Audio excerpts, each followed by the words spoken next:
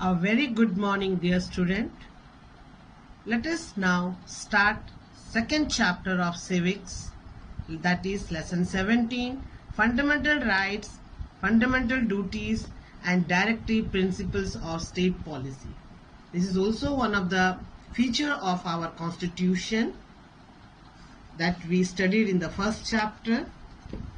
In the previous chapter, we studied the basic structure and element of Indian Constitution. Our Constitution framers tried to transform the ideals given in the preamble into reality. It is not possible until and unless fundamental rights are granted to the people without any discrimination on the basis of caste, class, birth, etc.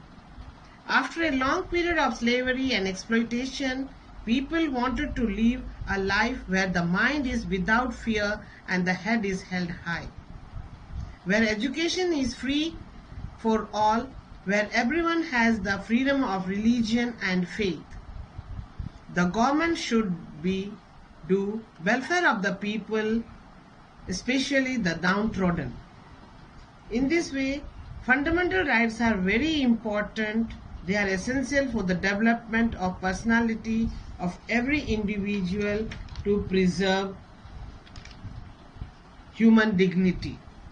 So, fundamental rights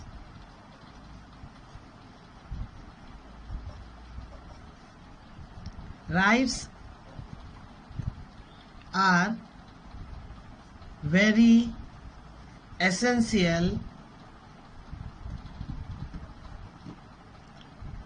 to develop personality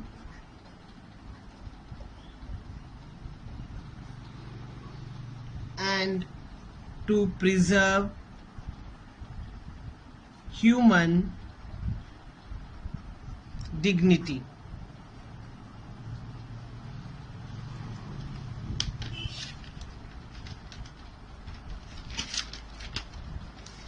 Fundamental rights are very essential factors in every democratic country. After a long period of slavery, denial of rights, our country's main aim was to give basic rights which cannot be violated. Following are the 6 fundamental rights. Let us see fundamental rights.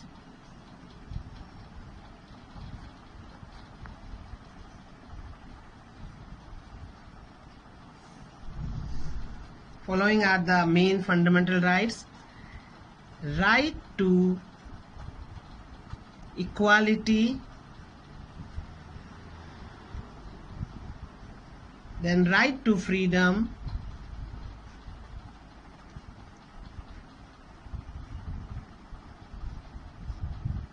right against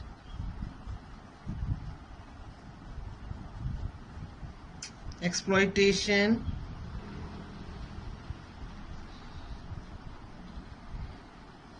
right to freedom,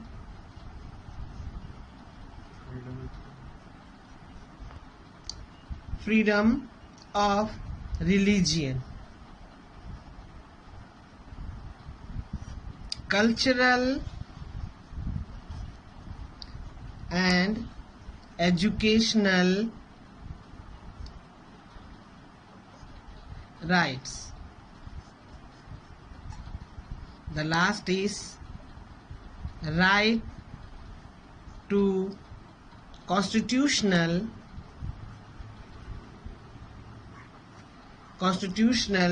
remedies. So dear student, these are the 6 main fundamental rights: right to equality, right to freedom, right against exploitation, right to freedom of religion, cultural and educational rights, right to constitutional remedies. Let us first start with the first fundamental right, that is right to equality. Here there is equality before law,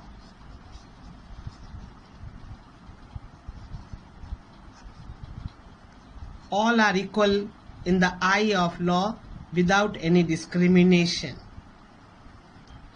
No discrimination is made.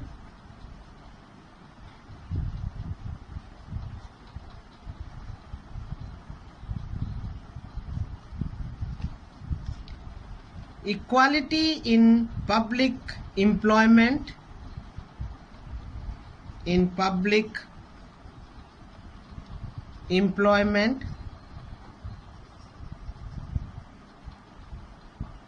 Abolition of untouchability, which is a heinous act against human being. The next one is abolition of title. Abolition of titles like Rai, Bahadur, Rai, Nawab, this type. It is abolished to make all the person equal. So dear student, these are the main rights which are coming under right to equality. All are equal in the eye of law without discrimination. Equal chances are given in public employment. Untouchability is abolished and titles are also abolished. Dear student, now let us talk about the second right which is coming under fundamental right. It is right to freedom. Right to freedom is known as cluster of 6 rights. They are freedom of speech and expression, freedom to form association,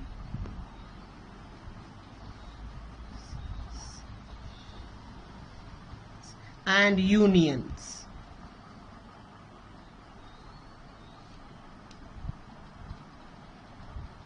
Next is freedom to move. Freedom to move throughout the country.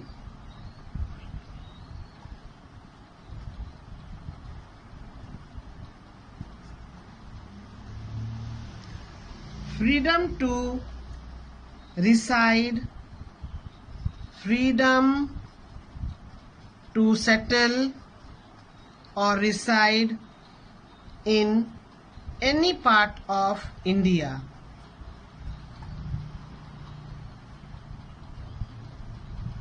Freedom to practice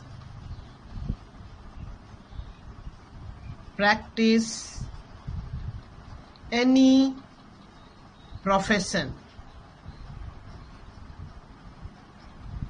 So these are the freedom to assemble peacefully without arms. So these are the 6 rights which are coming under right to freedom. Freedom of speech and expression means you can express your views, but as we all know, every right is followed by duties. We should express our views which are good, which are of positive attitude. Freedom to form association and union to fight for your rights. We are free to move throughout the country. We can settle in any part of a country. We can do any profession what we wish. No, like in later Vedic period, people used to do the job of their parents only. Such type of restriction is not now at present. We are free to assemble peacefully without arms and ammunition. Means we are free to assemble peacefully. We can protest, we can agitate, but arm and ammunition should not be used. It should be peacefully. Rights which also includes in right to freedom are protection in respect of conviction for an offense, protection of life and personal liberty, protection against arbitrary arrest and detention, right to education. Right to education was included in the Constitution in 2002 for the first time as a fundamental right. According to this, the state shall provide free and compulsory education to all children in the age group of 14 years, 6 to 14 years. Now let us proceed to the next fundamental right, that is right against exploitation. In this right, human trafficking is prohibited. Trafficking means selling and buying of human beings for some immoral purposes. So the first right is prohibition of traffic in human beings. Second is prohibition of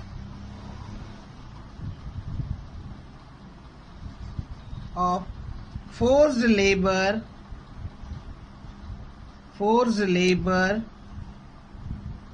and begar. Next is prohibition of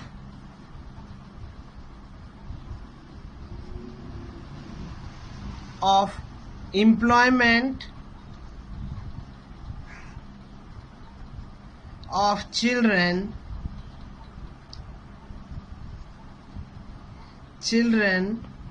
in the age group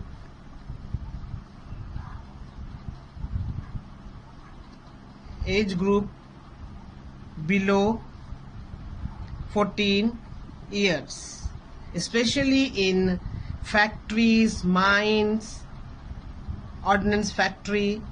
They are not allowed to be employed. They are not allowed to employ it, but many a time we see they are employed, but they should not be employed in mines, factories, etc. RTI, that is right to information, was given the status of fundamental right in 2005. RTI full form is right to information. Right to information. It was included in fundamental right in 2005. These rights enable people to seek information from government department or institution on matter affecting the society. But sometimes information is denied due to security of the country. Now let us talk about the next right, that is right to freedom of religion.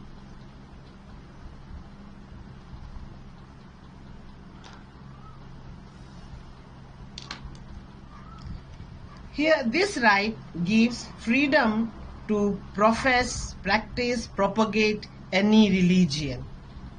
Freedom to profess, practice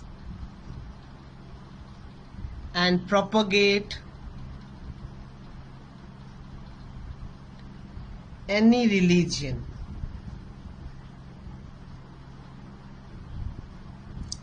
Freedom is given to every religious institution to manage its own affair in the matter of religion. That means freedom is given to all religious institutions to tackle their own matters. State will not collect any taxes for promotion of any particular religion. State will never collect any tax for the promotion of any religion. If we are recalling in Mughal history, we find that the non-Muslims were taken jizya tax. So our state was never collecting any tax for the promotion of any religion. No religious instruction can be imparted. No religious instruction can be imparted in any educational institutions which are wholly or partially maintained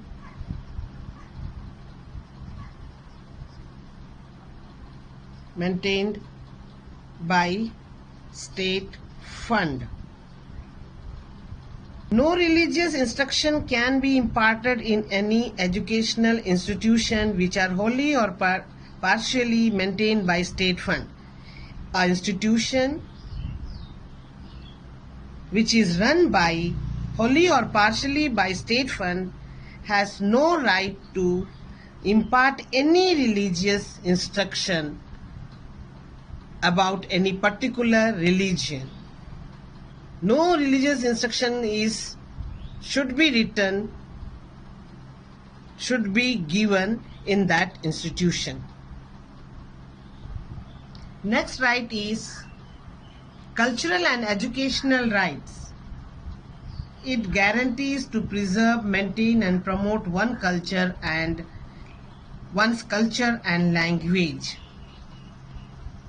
It guaranteed to preserve, maintain and promote one's culture and language.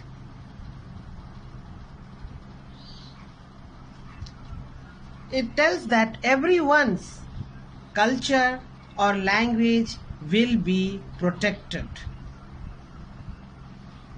The minorities will be given help by state to establish and administer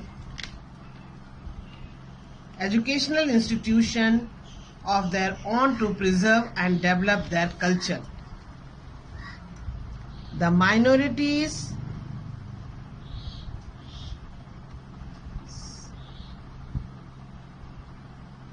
are helped by the state to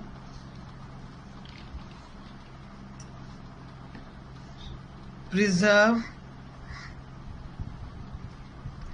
and develop their culture. Dear student, you might have seen that the Muslims, they send their child or children to study Urdu in mosque. They make their girls also to learn the Urdu language at home, or they are sending them to madrasas. Similarly, Punjabis also, they teach their culture and language in having classes in Gurudwaras during off period. Bengalis also, you will find they are teaching their words, Bengali language, how to write and read. So they are having the right to preserve their culture and language. Next right is right to constitutional remedy, which is the most important rights given in our fundamental right. It is not only a fundamental right but also remedies against violation. So this right is remedies against the violation of rights. If a citizen feels that their rights has been violated by an executive order, he or she may request the Supreme Court or High Court to issue the appropriate writ for the restoration of her or his rights. Many writs are habeas corpus, mandamus, prohibition, quo warranto, and certiorari. What is writ?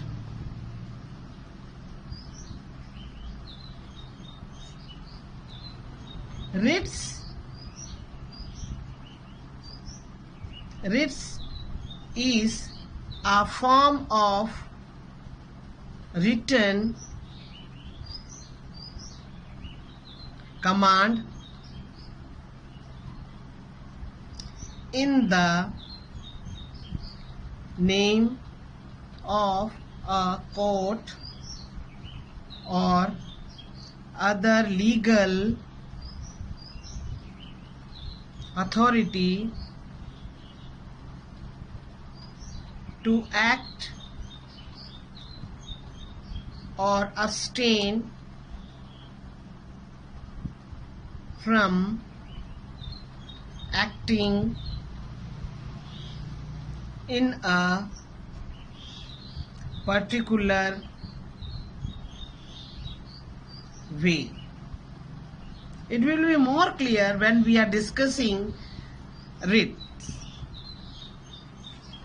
The fundamental rights protect the citizen against the misuse of power by the government or some institution or individuals.